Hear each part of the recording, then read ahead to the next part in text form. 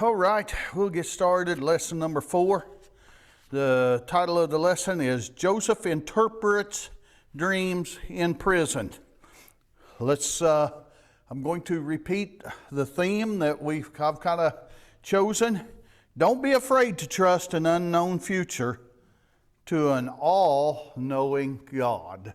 And so you'll hear that probably the rest of the quarterly, but I think it's something that it's a catchy phrase, but it's a phrase that is very true.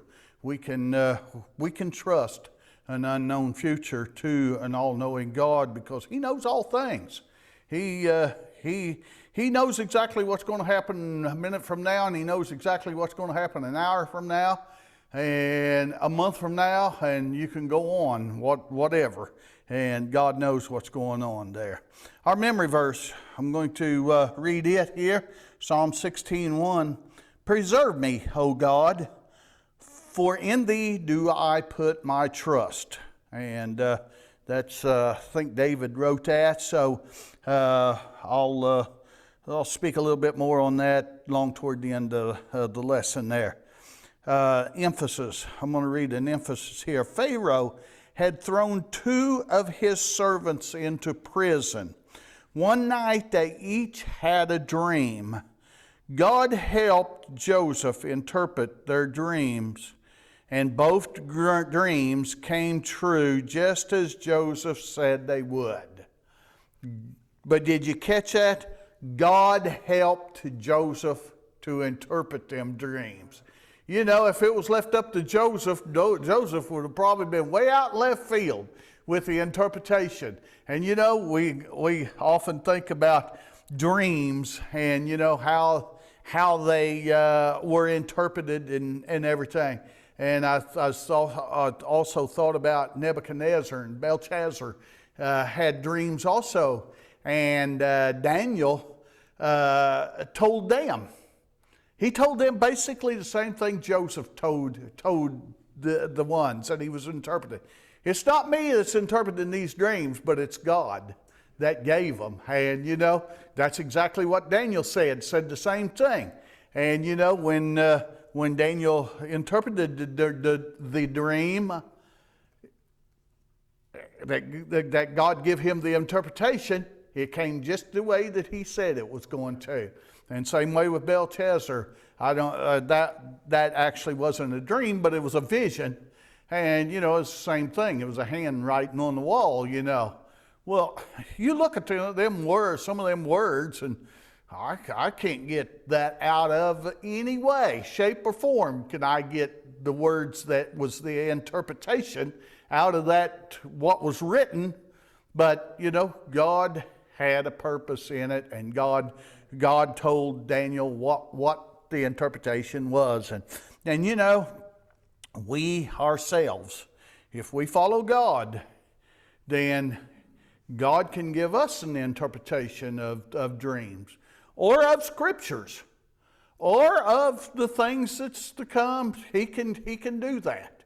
But we very much need to know that it's God that's interpreting, because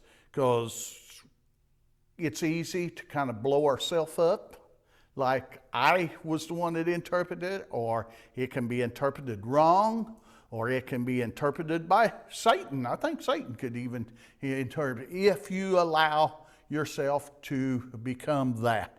And so it's very important that we listen and follow what God has for us. And you know, if an interpretation's in our future plans or in our future happenings, then let's make sure that it's God that's given the interpretation, and let's be sure that we give God the glory when that interpretation takes place too.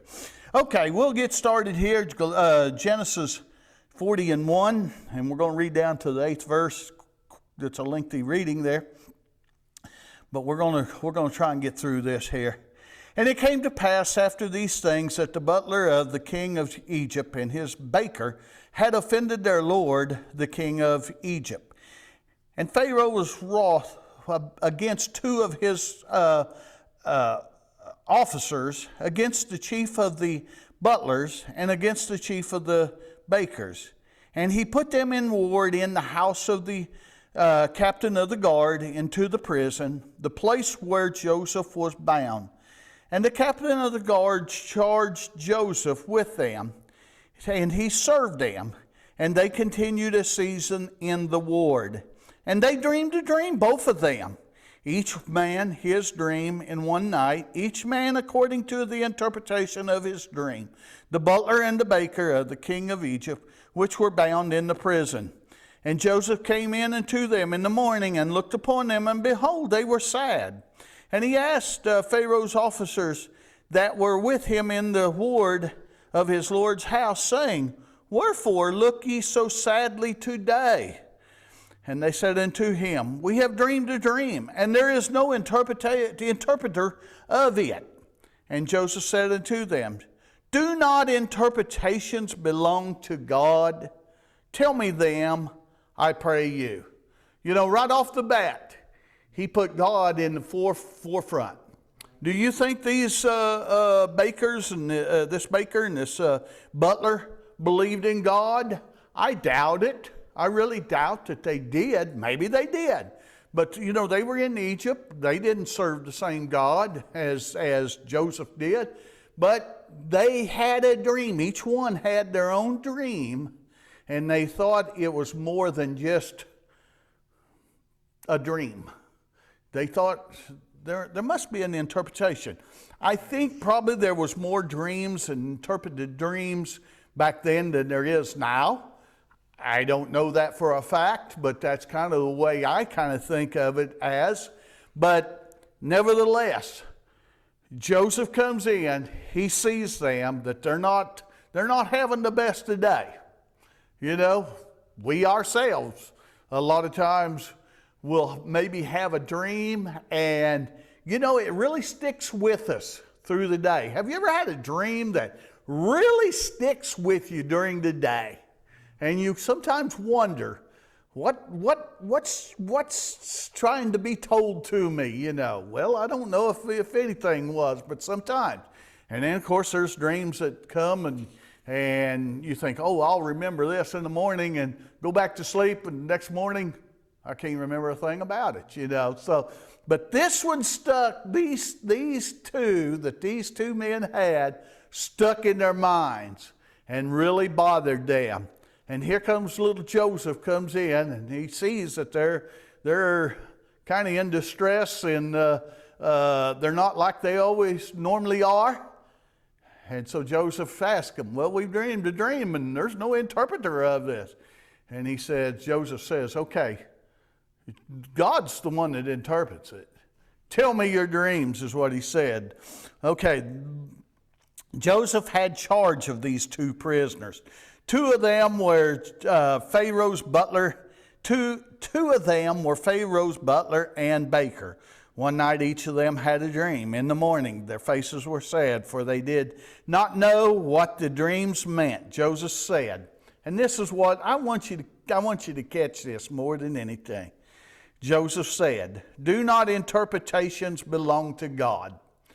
In other words, there's no way I can interpret your dream unless God gives me the interpretation of it. It's what he's saying. He's putting God first. You know, he was taught that. His father, Israel, Jacob, taught him to always fear God. And that's what he did. That's what he caught that lesson. It seems like he caught that lesson that his father taught him more than the other brothers of his, you know. And, you know, he always seemed like he always kept God in the forefront of his mind. And, you know, that's exactly the way we need to be. Always keep God in the forefront of our mind. Always let God be the leader. Don't try to take control of God. If you do, you're going to fail. That's exactly what's going to happen. Only God can tell the meaning of a dream. Some people try to tell dream meanings. You know, there's a lot of people that tries to tell the meaning of dreams. They try to tell, if my mind goes back to the Middle East when we went to war with the Middle East. Oh, that's all predicted in the Bible. That's all predicted. You know, that's okay. Well, maybe it is to you, but I don't see any correlation between it. But okay, maybe so.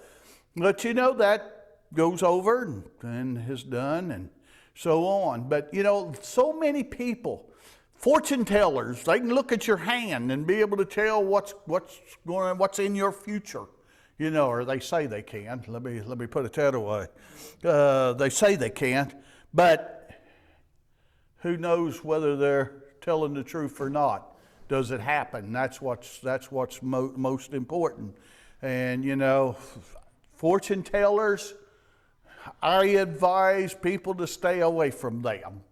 I advise people to stay away from witches. I advise people to stay away from this kind of mess because it gets you in nothing but trouble. Some people try to tell dream meanings. I read that already. There are books that tells them. However, they cannot be right. Most dreams mean little or nothing. How many of the dreams that I have had actually meant something? Not very many. You know, most of the time they're so weird that I can't even relate them to somebody because it's all jumbled up and everything. But you know,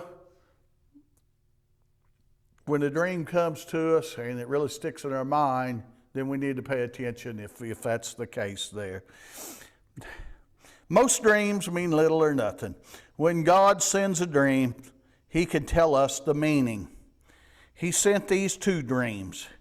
We knew this because they came true just as He told Joseph they would. Just as He told Joseph. Joseph here voiced a principle which should be universally known and followed. God, being the Almighty Creator, knows the meaning of all things. What man should know, God can tell him. What He intends for man to know, God is going to relay that to him, to that person. When God sends a dream or a prophecy, He is the one who can explain it. It is useless, yes, wrong, to try to medium, fortune tell, dream books, or pure human sources for the meaning. Don't go to stuff like that. Listen to what God has for us. They can give only one, a guess, which is of no value, or 2, the answer of an evil spirit, which is dangerous, even though at times it may be some element of truth. You know, even there might be a little bit of element truth, but you know, where did it come from? You know, what's the source of it? And you know, the devil, when he enticed Adam and Eve, he told them a little bit of truth, but he told a lot of lie. And what did that get them into? Well, you see what kind of a mess we're in now. If God actually sent a message, He will reveal to us the meaning if we look to Him for it. When God gives us a doctrine, the interpretation of it belongs to God. The very interpretation belongs to God in doctrine. He has given us both doctrine and explanations in the Bible. He tells us that no prophecy or a message from God to man of the Scriptures is of any private interpretation. For it came not by the will of man, but holy men of God spake as they were moved by the Holy Ghost. And that's found in 2 Peter 1:20 and 21. The attempt to make private interpretation is the cause of the vast number of denominations today. Just because somebody decided that, oh, well, this could mean this, and we're gonna take that and run with it and start a denomination that's contrary to what God really wants, each with a different shade of doctrine. And that's exactly what happens. How many different Baptist churches are there? How many different denominations of Baptists are there in the United States? There's lots of different denominations of Baptists. Well, we can bring it clear down to the Church of God. How many different denominations of the Church of God is there? There's lots of them too. I'm not just picking on the Baptist. I'm not just picking on one denomination, but just because somebody dreamed up in their mind something that they wanted to push. It's kind of like politics, pushing a certain agenda. And that's kind of what people do with the Bible, push a certain agenda. And there's where and that's what gets you in such a terrible mess there.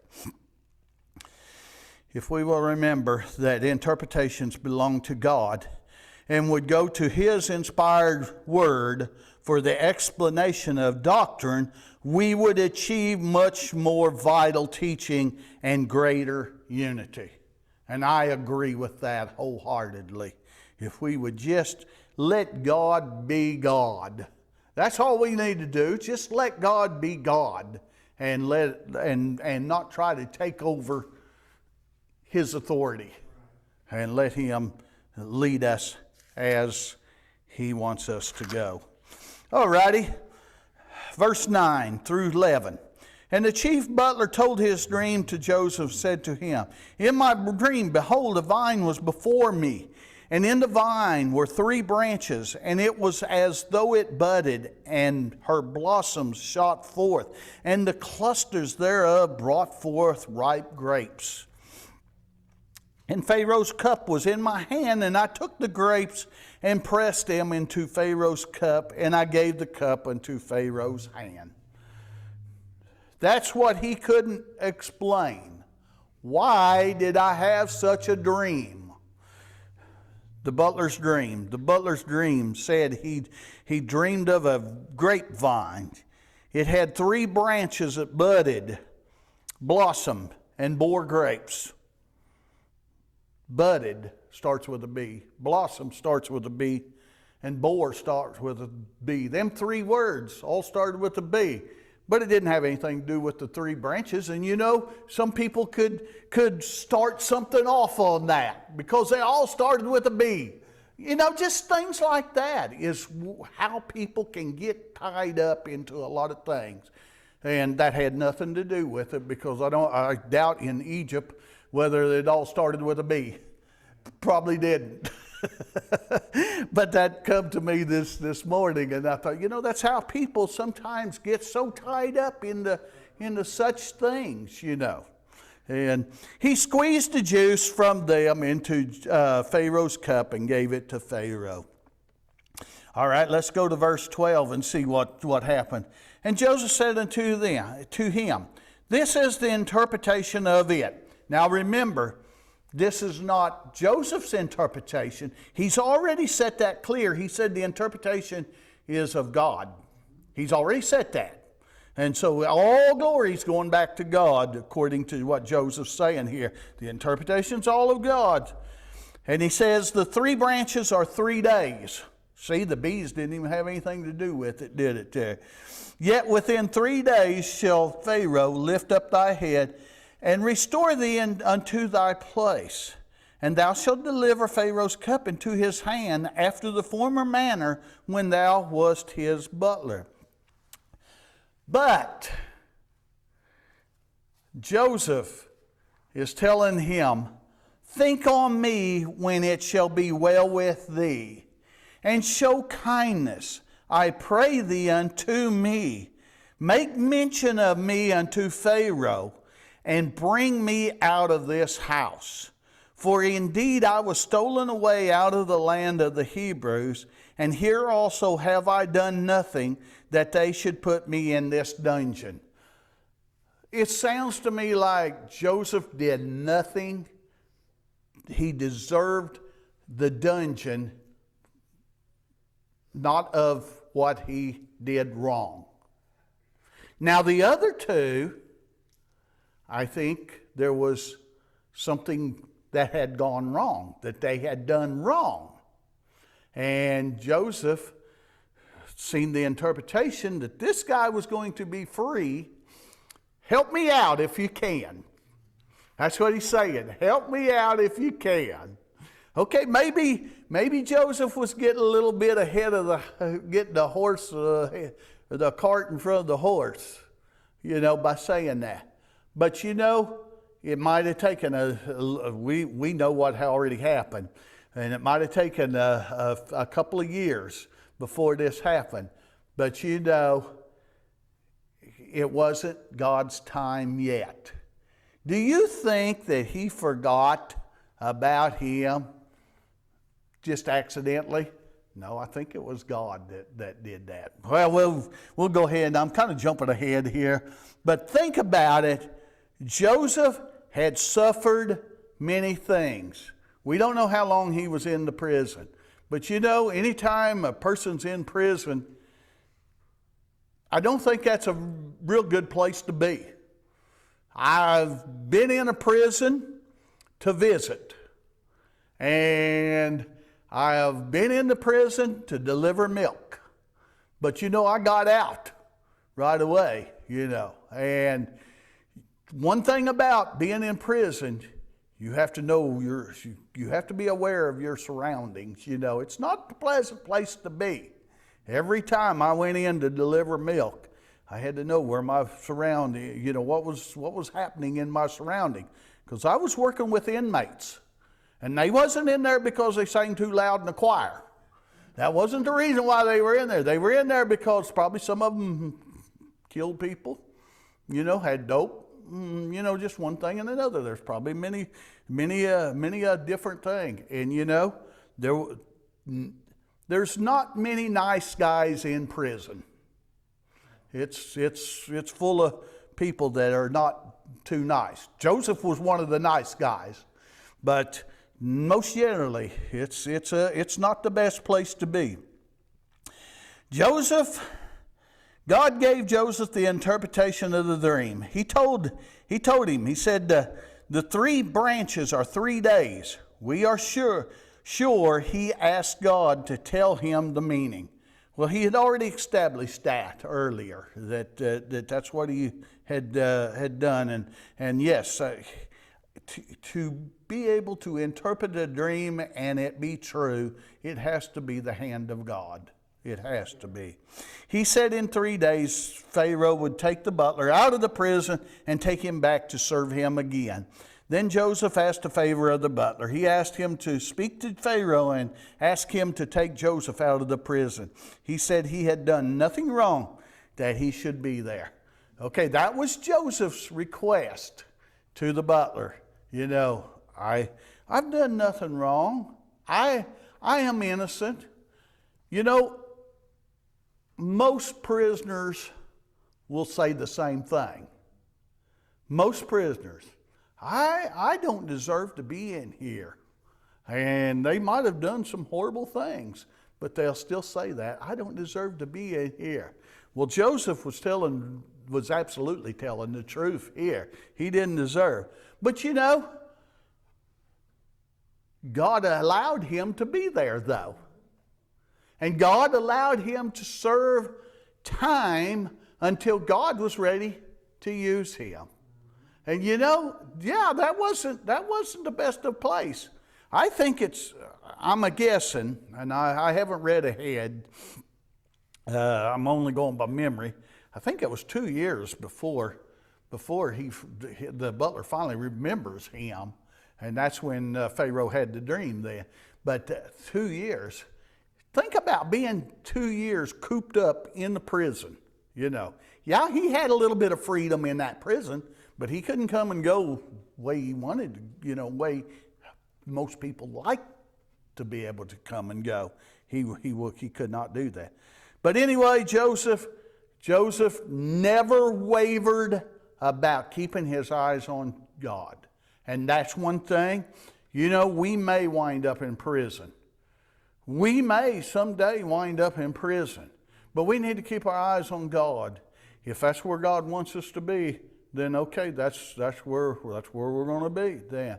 But you know, and it may not be just 2 years. It may be longer than that. You know, I'm not making a prediction or anything, but just keep in mind that God will put us in the place where He wants us to be. And for Joseph, it was in prison here.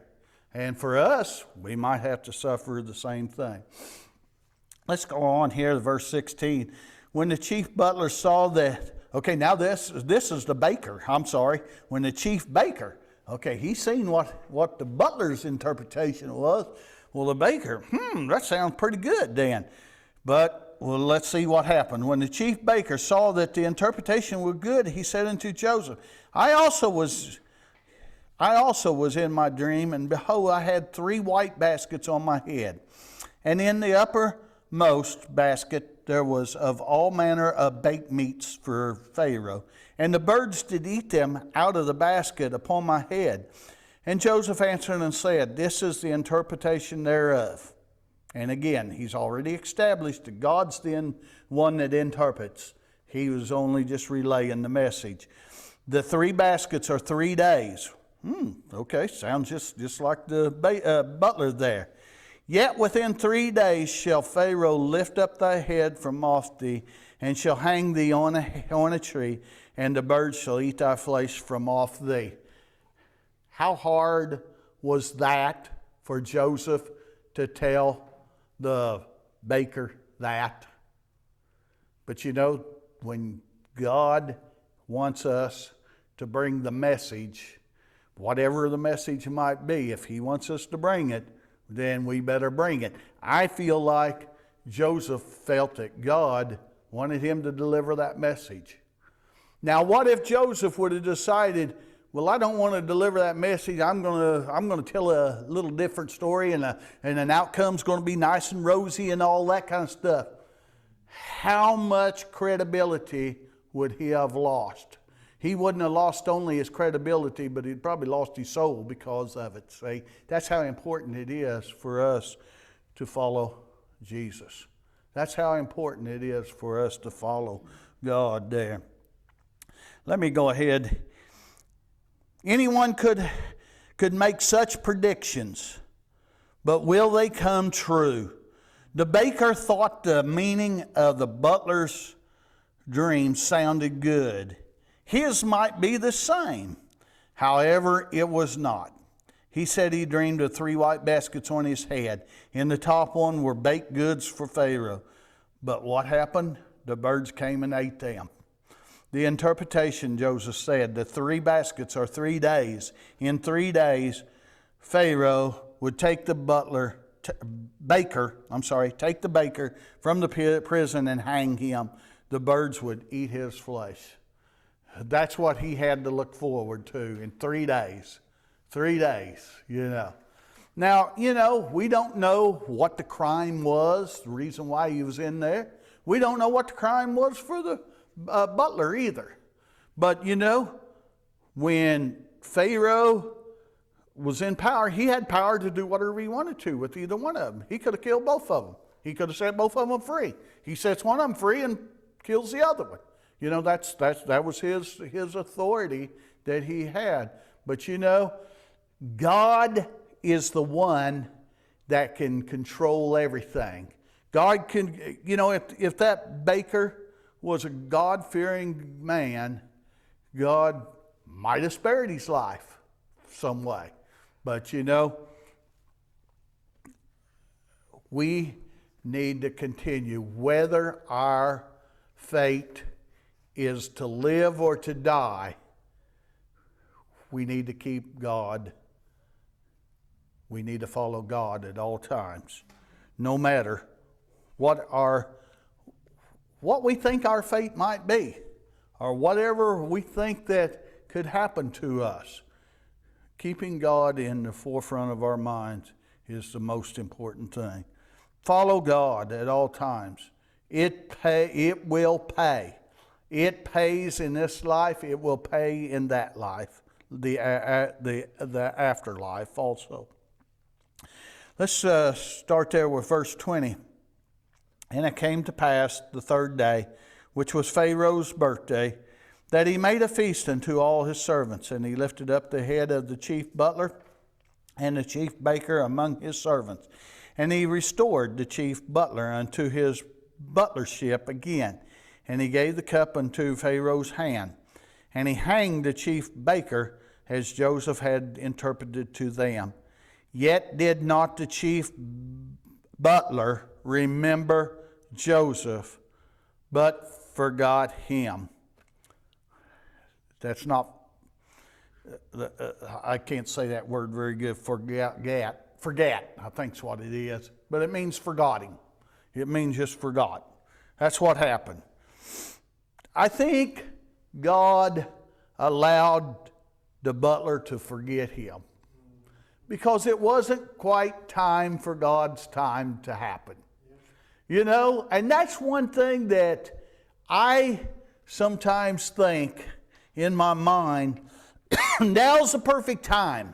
Now's the perfect time for God to move and to do things, and it don't happen. Maybe later on it does. And then you look back and you think, oh, well, that was more perfect than what I was thinking. I can remember when I was no longer an employee with the milk company due to them moving the trucks down, and I decided to take the buyout. And I thought, just another 2 or 3 years and I could retire, and everything would have been just right, you know. And I was kind of down on myself because of it, down because of this taking place, and it took place a little bit too early, I was thinking. Well, as time went on, and I look back now, that's been 5 years ago, I look back now, it was perfect timing. It was perfect timing. I mean, the things that happened then after that, and God leading and doing the things, it was just perfect timing. But at the time, I couldn't get it wrapped around my mind that that's the right thing to do. But you know, if we just follow God, God knows what He's doing. God knows what He's doing. Don't be afraid to trust an unknown future to an all-knowing God. And that's what I was having problem with 5 years ago. That's what I was having trouble with. But you know, I thought, well, I kind of had it in my mind, well, God's going to take care of it, you know. But I really wasn't quite believing it, you know. But now I can look back and I think, okay, I can see how that happened. In the future, if anything like that happens again, I'm gonna try and not only be in my heart, but be in my head, but be in my heart then. And so that's the way we have to kind of look and live according to that way then. The fulfillment. Were Joseph's interpretations true? Did he get them from God? There is one way to tell. Would they come true as Joseph had said? Took 3 days before the interpretation was completely sealed. It took 3 days, but that's what he said. It was going to be 3 days. So, you know, 3 days has to pass before you can make the judgment on that. The third day was Pharaoh's birthday. He made a feast. He brought the butler and the baker from the prison. He took the butler to be his butler again, but he hanged the chief baker. This was as Joseph had said, word for word, because not that Joseph is so good at interpreting dreams, but because God gave him the interpretation, and that Joseph was only relaying what God had told him. And so that's the reason why it happened the way it did there. This was as Joseph had said that God gave him. The dreams came true. Since only God knows the future, since only God knows the future. Now remember, I brought up fortune tellers and I brought up some other people, you know. They don't know what the future is. I mean, you know, if they're so good at being able to tell what the future's going to bring, how come you never read of them? A psychiatrist, help me out on that. Somebody that's psychic, just a psychic. Okay, how come you never hear of a psychic winning the lottery? You know, if they are, you know, everybody likes to win. Everybody wants to win the lottery. You know, all people out there in the world, they want to win the lottery. Well, how come psychics don't win the lottery then? It's just something to think about. Since only God knows the future, we know that He sent the dreams. Moreover, He told Joseph what they meant. Remember what Joseph had asked of the butler? Remember that favor? Nevertheless, the butler forgot Joseph. That was bad. But yet, you know, that's what's written here. It was bad. But yeah, it was for Joseph's behalf. It was bad. But you know, if the butler had brought that up too quick, something else would have happened and one thing. But God was all in control. God, I think, allowed the butler to forget him. I really do. I really believe that God allowed that. He had Joseph in that prison a little bit longer. He had to suffer a little bit longer, but it was for the purpose that God had. If we're suffering for God, can't we rejoice in that? You might say, well, kind of hard to. Yeah, but you know, God gives us grace. And rejoice when we can suffer for God. We should remember those who have been kind to us. And I think most Christians do. Most Christians do. We should help those who need our help. You know, that's also true. You know, when the disaster comes, why, you know, we can help the best way we can. I know when sometimes something happens here in town, and you know, neighbor or something has problems, you know, it's good to go help them. Sure. It's good to go help them. That's what God intends for us to do.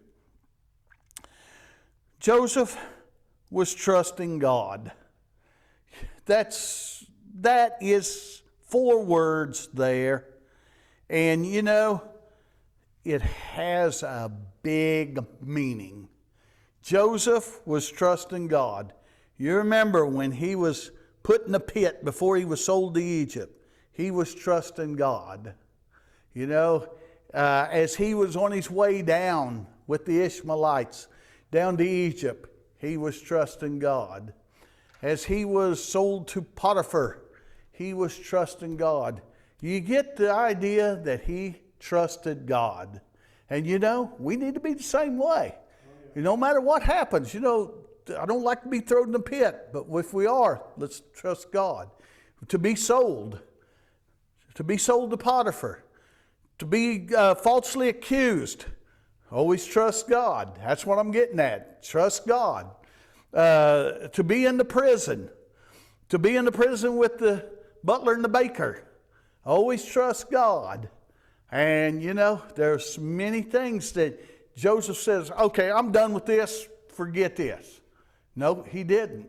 He always trusted God. Joseph was trusting God. God was preserving him or keeping him safe. God is still working today. And He is. He's still working today. As we look at Joseph, we marvel at his steady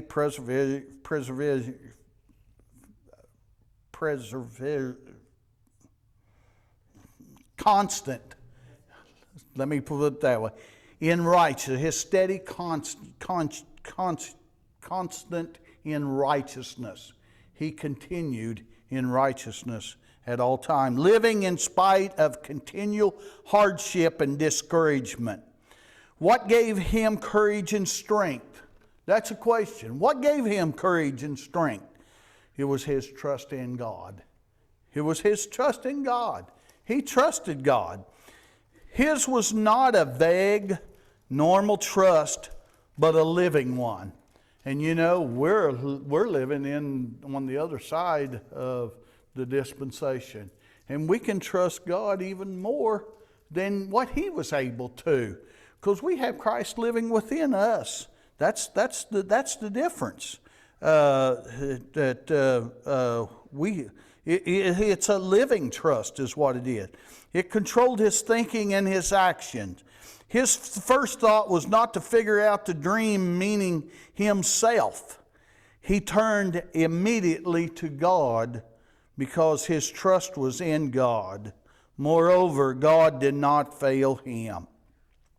Why do we so often turn first to earthly resources, to men, forces of arms, medicine, the law, friends, or reason, striving in our own strength only to fail and despair? You know, sometimes that's what some people turn to. Let's not let us be one of them kind of people. Answer: because we do not fully trust in God. Put our full trust in God is what's most important. It's the very thing that's important is that.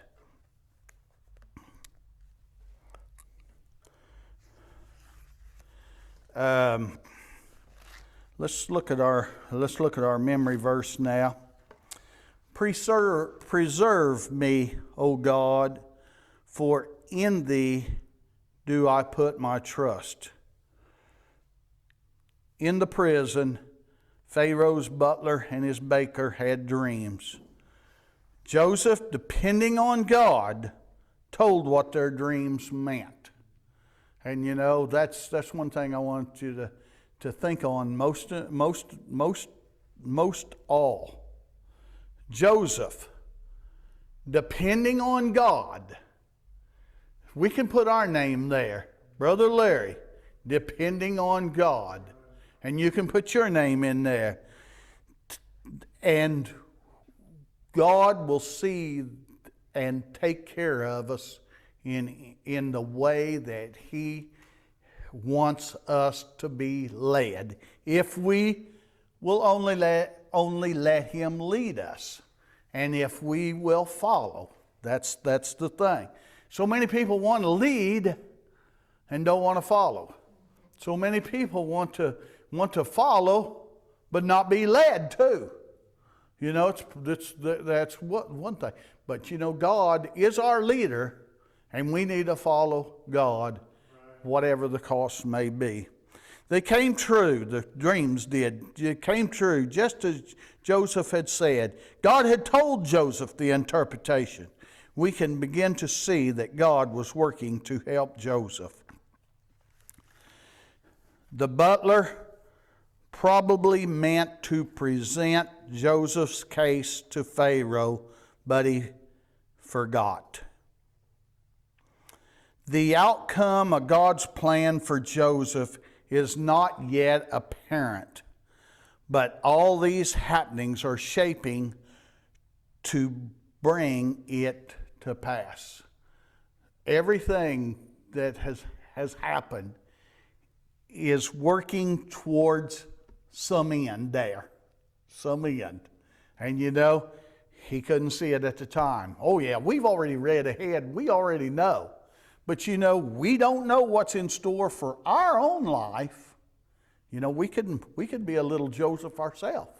You know, there might become a time when we're a little Joseph ourselves. And so, you know, we need to just think about little Joseph there. I call him little Joseph because he was one of the youngest ones, and I say that. But I don't say that to belittle him. But you know, no matter what your statue is, you can be a giant for God. Let me just put it that way. And I'm just kind of more or less relating as he's a little fella. That's what I'm thinking about. But you know, he knew who he served, and he knew that the outcome was going to be good, whatever it might be. It didn't seem like it was at the time, but he knew it'd be good. The dreams and Joseph's interpretation of them are necessary to God's purpose.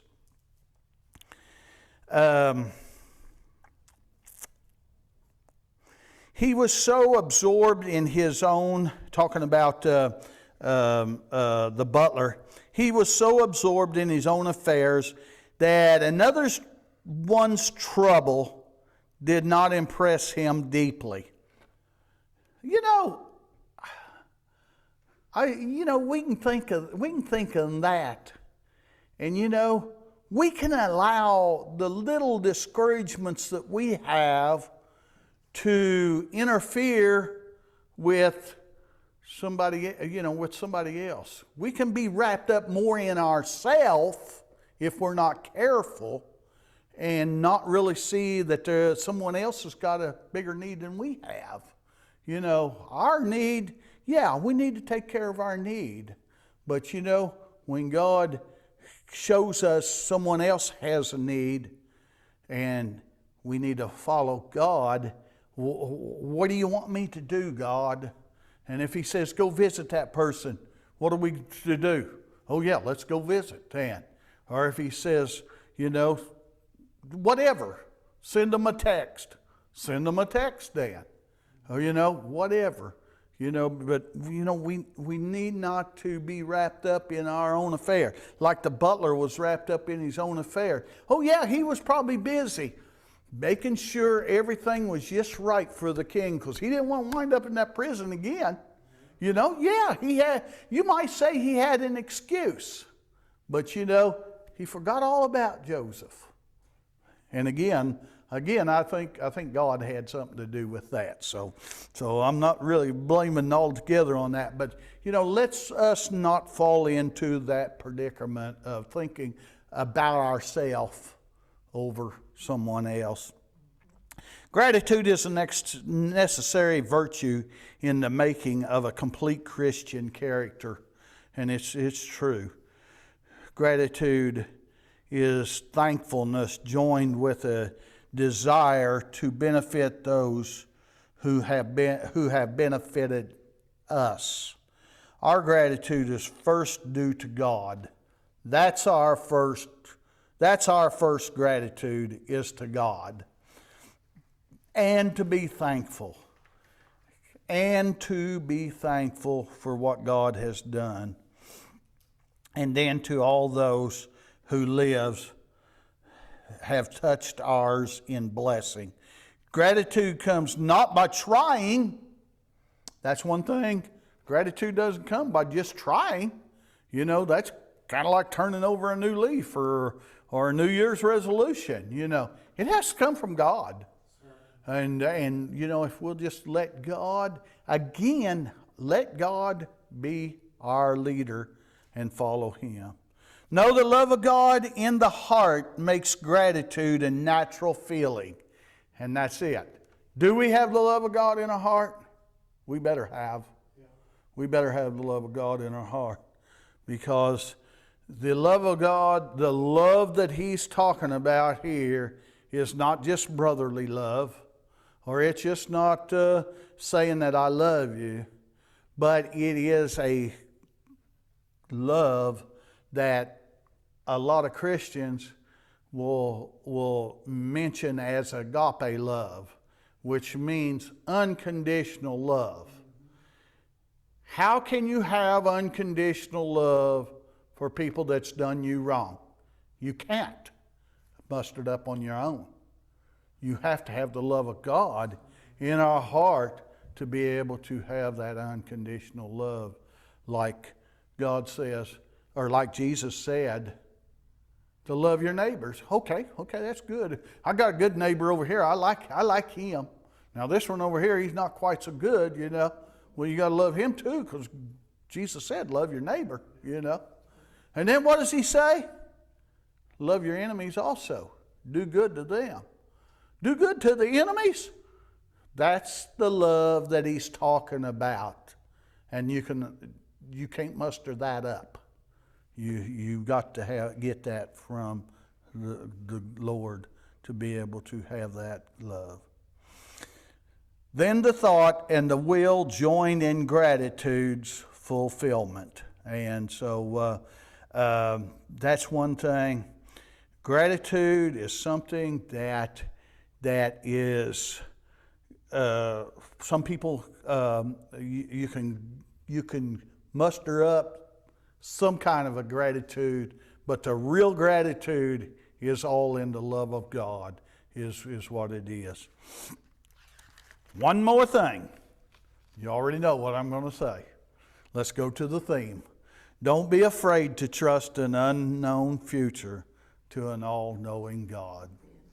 Amen.